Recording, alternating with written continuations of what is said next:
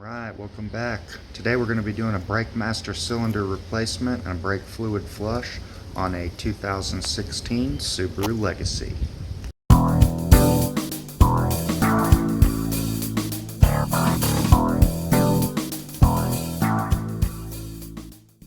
And before we get started, please go ahead, subscribe to the channel, like the video, and leave a comment down below. All three of those things help me out tremendously, and I greatly appreciate it. Okay, so the first thing we're going to want to do is disconnect these two brake lines. Once we've done that, we're going to remove the two bolts, one on top and one on bottom, and then that bad boy should come out. There's also an electrical connector here that we need to unplug.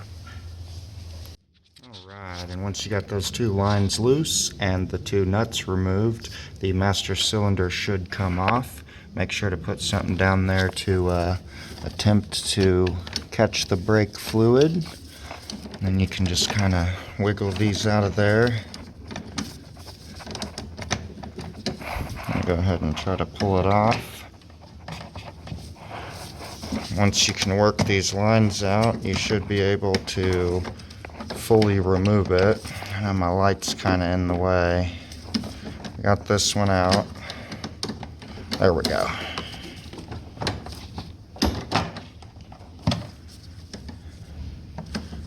It really wants me to do it with two hands. And that's what it looks like with the cylinder removed.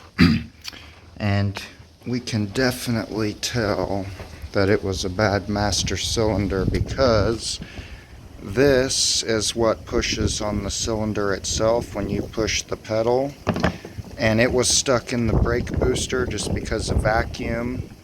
And as soon as this came off, fluid started coming out of this hole, and there should be absolutely no fluid in that hole. That means one of the seals was leaking.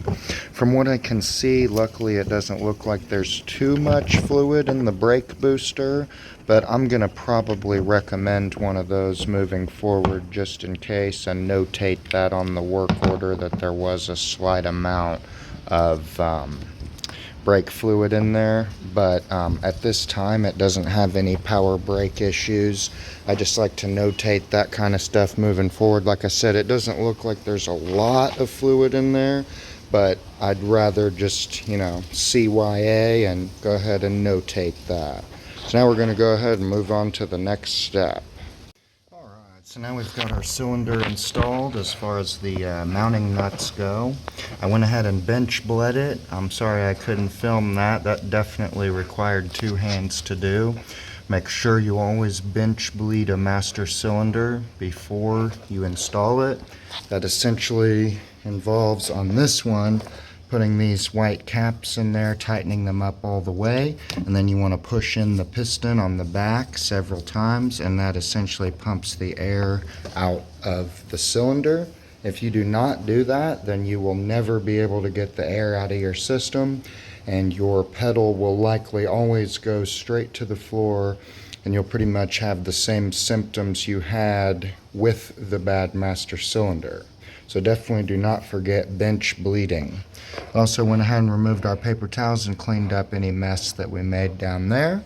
Next thing I'm going to go ahead and do is remove those two caps and reinstall our lines. Alright, next we want to make sure that our fluid is pretty much filled up all the way. Lines are reconnected, nuts are bolted down, and in this case our bracket is reinstalled. And now what we want to do is get right there up at that bleeder screw. This guy right, oh come on, that screw right there. That one, we're going to try to loosen that and connect our bleeder equipment to it.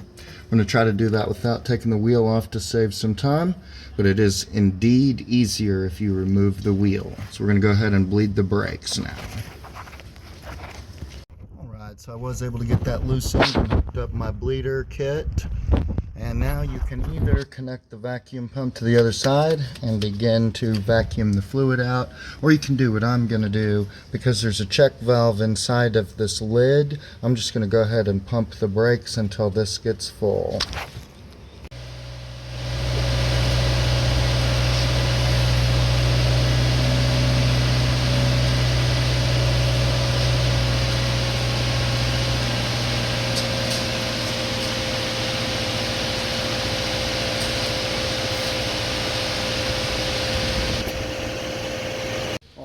And now we've moved on to the other side. When you see those bubbles coming out, that means you're getting the air out. You want to keep doing that till it's just fluid coming out. Alright, so we got both of the rears done. We're just going to check for improvement, and that is definitely significantly better already.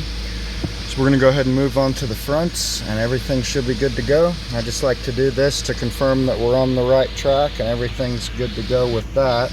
Also, I do want to mention, between every wheel, you should be making sure that that's topped back off, because if you don't and you run out of fluid in there, then you're just going to introduce more air into the system back here or wherever else you were working. So definitely make sure to go ahead and do that to avoid any issues, extra time wasted, etc.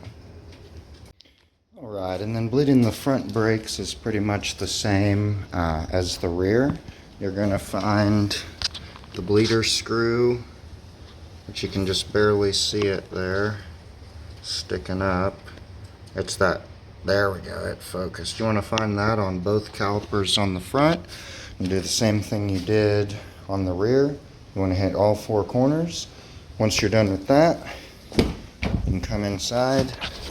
You can go ahead and start up the engine and make sure that the pedal feels nice and solid, which it does, and take it on a test drive.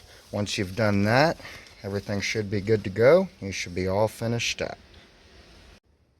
And now that we're all finished up, I'd like to maybe hear from some of you guys down below in the comments about your experiences replacing master cylinders. If any of you have ever done a master cylinder replacement before, definitely link it down in the comments below about your experience and your stories.